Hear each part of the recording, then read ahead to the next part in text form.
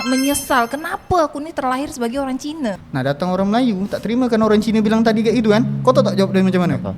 Orang Cina makan babi, pengotor, berak tak pernah basuh.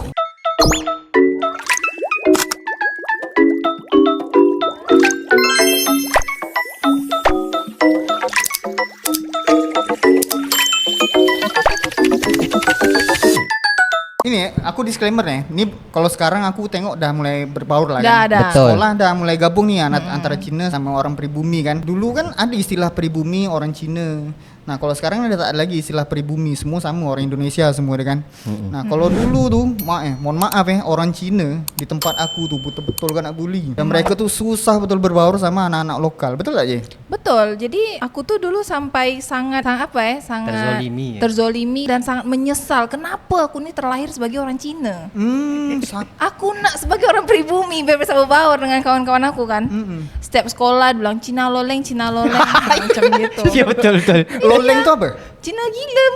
Astagfirullahaladzim. Tapi kemarin aku ada juga nonton yang apa nama dia di YouTube kan, yang Cina vs Melayu. Nah itu aku tak suka sebenarnya. Kayak ngadu domba Adu domba. Kau tahu tak yang dibilang apa nama dia? Orang Cina sama Malaysia tu. Jadi ada betulnya juga. Jadi kayak Cina ni bilang saya tak suka orang Melayu. Sebab orang Melayu ni suka buat orang susah. Iri dengan apa yang kita dapat. Kita punya usaha ini mereka iri. Nah datang orang Melayu tak terima. Kau tahu tak dia jawab apa? Saya tak suka orang Bangla. Tak. Kalau orang Bangla ni dia lebih ke cari aman. Karena dia tak suka kali. Saya tak suka gaduh-gaduh. Saya suka nak damai, saya nak hidup damai. Nah datang orang Melayu tak terima kan orang Cina bilang tadi kayak gitu kan. Kau tahu tak jawab dia macam mana? Apa? Orang Cina makan babi, pengotor, berak tak pernah basuh. Tapi dulu memang separah itu cik. Jujur ya di kampung Bugis tu ada, ni memang lengkap sih penderitaan dia memang orang Cina tu. Anak yatim piatu malahan. Terus dia tu tinggal sama tante dia. Jadi sekolah tu mohon maaf baju kusut, tak bergosok. Satu nak selamat kalau nak tinggal di kampung Bugis tu kalau jadi Cina. Yang penting dia berduit. Aku rasa orang Cina dari aku kenal kecil tu orang-orang berduit semua je. Iya, tapi yang ini makanya aku bilang nasib dia memang susah. Sampai di sekolah mohon maaf dia jajan tu zaman kami tu 50 perak tu masih laku. Nah, itu sampai dekat sekolah tu dibully. Mohon maaf, sampai ke fisik sampai budak tu SD kalau tak salah aku dia tak tamat. Tapi kemarin pas aku jalan ke Trikora, jumpa dia cantik Cewek. Aku juga sering digituin. Jadi orang Cina itu nggak suka dibilang orang Cina gara-gara dulu kan kerusuhan kan. Orang-orang Cina ini tuh nggak mau dibilang orang Cina. Dia maunya dibilangnya orang Tionghoa karena orang Tionghoa ini orang Cina yang sudah menjadi orang Indonesia dan dia lahirnya di Indonesia, cuma di keturunan. Jadi bilangnya Tionghoa. Naturalisasi. Gitu. Jadi jangan Cina gitu. Tapi sampai hari ini, woi budak Cina. Tetap sebutan dia kayak gitu. Tetap. Sama lah kemarin aku pernah terakhir tuh naik angkot, aku ketemu sama orang Cina. Bilang, "Kau orang Cina ya?" Kayak gitu kan. Kawan dia bilang kayak gitu kan. Terus dia bilang, "Aku bukan orang Cina, aku orang Indonesia." Orang Cina tuh yang dekat Beijing sana. Dekat Hong Kong sana itu orang Cina. Memang betul. Betul. Karena mereka lahir kat sini.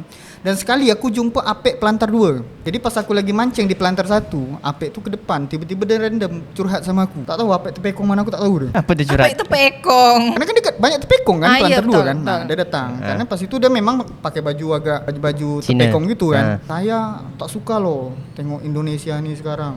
Sibuk bilang orang-orang Cina kayak ini padahal kita lahir kat sini dia bilang. Nenek saya tuh orang Vietnam dia bilang. Emang kalau Vietnam tuh orang Cina juga Tergantung. Tergantung. Cina nih dia macam matahari. Matahari itu menyinar ke seluruh dunia kan. Jadi di mana negara nih pasti ada orang Cina walaupun sebiji. Macam orang Jawa lah Tapi betul, kalau orang Jawa yang kau maksud tadi itu, dia sudah menguasai Jepang sama Indonesia. Tapi kalau orang Cina itu dah menguasai sampai dunia Dia udah menguasai dunia tuh sampai dari zaman dinasti Ming. Ratusan tahun bang Ratusan tahun, luar biasa kan. Dan aku heran deh, mereka dah menguasai dunia tuh masih ada aja yang benci sama orang Cina. Kadang ada orang yang benci sama orang Cina dan alasan itu mungkin kalau menurut aku mereka tuh agak dengki gitu karena kesuksesan orang Cina gitu kan.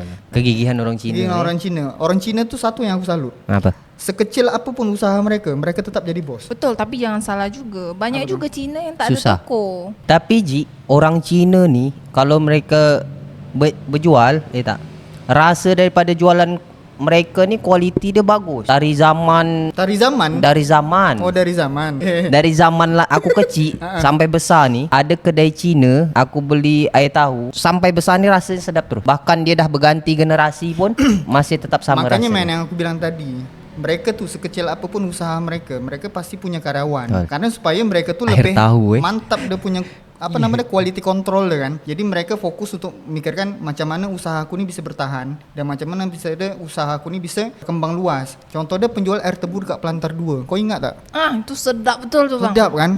Tu ada karyawan men. Cina.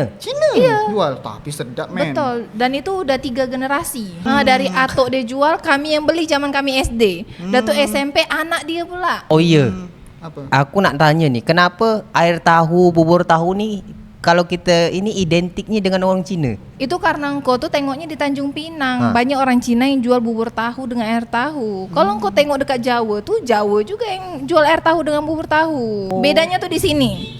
Kalau orang Cina yang jual bubur tahu itu pasti disiram dengan gula tebu. Tapi kalau orang Jawa yang jual disiram dengan gula Jawa. Gula merah. Macam warna dia tuh macam Oren-oren gitu. oren-oren. Jawa ni jual bubur tahu. Aku rasa tak lah. Orang tu jual-jual tempe. Itu orang Jawa. Aku setuju. Kalau jual tempe di Jawa betul. Karena air tahu bubur tahu di Jawa tak bisa dijual je. Betul. Kenapa pula? Karena di sana ada son horek, hancur. Goncang dia. Macam Ya karena dia butuh ketenangan bang Iya, untuk betul. mengendapkan tuh. Ya betul. kalau kena son horek yang Jangankan tahu. Yang Apa gini kan? atap-atap rumah orang roboh. kenapa orang Cina ni yang ibaratkan mereka tu tak saudara, tidak adik-beradik, tidak ada sangkut paut lah keluarga gitu. Tapi kalau misalnya ketemu di jalan, mereka langsung akrab. Betul. Jadi orang Cina nih tingkat hubungan solidaritas dia ni betul-betul solid. Kuat begini Kuat betul langsung kayak gini. Engkau Cina, aku Cina. Yang penting kau bisa bahasa Cina aja. Jadi kadang orang Jawa yang bisa bahasa Cina aja tuh bisa suka banget orang Cina. Jadi apa-apa pasti engkau dicari dengan orang Cina kalau engkau bisa bahasa Cina, terutama sebenarnya. Tapi kalau benar-benar Cina itu makin solid. Karena mereka nih senang ketemu sesama Cina, karena kan Cina termasuk orang Tionghoa nih lah, termasuk yang minoritas kan. Betul. Jadi mereka senang kalau jumpa sesama dia. Kalau bisa kita nih bekerja bareng, karena orang Cina nih tahu kredibilitas dia sendiri itu macam mana. Adik saudaraku pernah muka dia macam orang Cina padahal orang Melayu. Mak bapak dia orang Melayu. Sekali dia ajak bahasa Cina, adik aku tu apa ni? Iya betul. Tapi coba macam orang pribumi yang datang macam hitam-hitam gitu kan, pasti langsung kayak beli apa? Beli apa? Jutek Tapi kalau orang Cina, ai boy mikai gitu. Tapi memang betul Ji. Orang Minang macam gitu juga. Aku punya kawan nih, dia pergi ke kedai Padang nih, nak beli nasi Padang lah kan. Dia pakai bahasa Minang. Langsunglah penjual tu sambut dia pakai bahasa Minang juga kan. Akhirnya apa? Dia beli nasi Padang 10.000 macam 20.000. Sedangkan aku yang pakai bahasa Melayu, ya kan? Nasi Padang 15.000 macam 10.000. Mindset tu dah tertanam di kepala otak kita kan. Jadi kalau misalnya dia nak pergi ke warung makan Padang, kita harus pakai bahasa Padang supaya dapat murah. Kalau nak dapat murah beli beli mesin air, pergi ke toko Cina pakai bahasa Cina supaya dapat murah. Betul. Adik aku korban dia. Tu trik and trick Betul, adik aku korban dia. Dia orang Tanjung Balai Karimun. Dia kuliah di Pekanbaru. Dia bilang, "Bang, kalau di Pekanbaru ni kalau belanja pakai bahasa Padang." Soalnya kalau misalnya pakai bahasa Padang yang mirip-mirip Pekanbaru. Soalnya kalau misalnya pakai bahasa Melayu biasa atau pakai bahasa Indonesia, dia hentam dah harga. Yalah, awak percaya cakap adik aku ni kan. Pokoknya beli yang barang yang bisa ditawar tu. Cuma aku lupa item barang itu apa. "Pak, ni berapa harganya, Pak?" Ya itulah gitu kan. Tiba bapak tu bilang, "Oh ini dek." logat dia. Tak adik aku jawab macam mana. Dia sok-sok. Aku kira betul lah dia bisa pakai bahasa Pekanbaru kan. "Mahanya udah bang, dor." Dengan nada kayak gitu kan. Abang tu langsung gini lah kan. Ini bahasa apa dipakai kan. Awak pun tengok nada kayak gitu. Budak ni ngapa sotoy lah kan. Tapi dapat murah tak bang? Karena abang tu tak ngerti macam mana.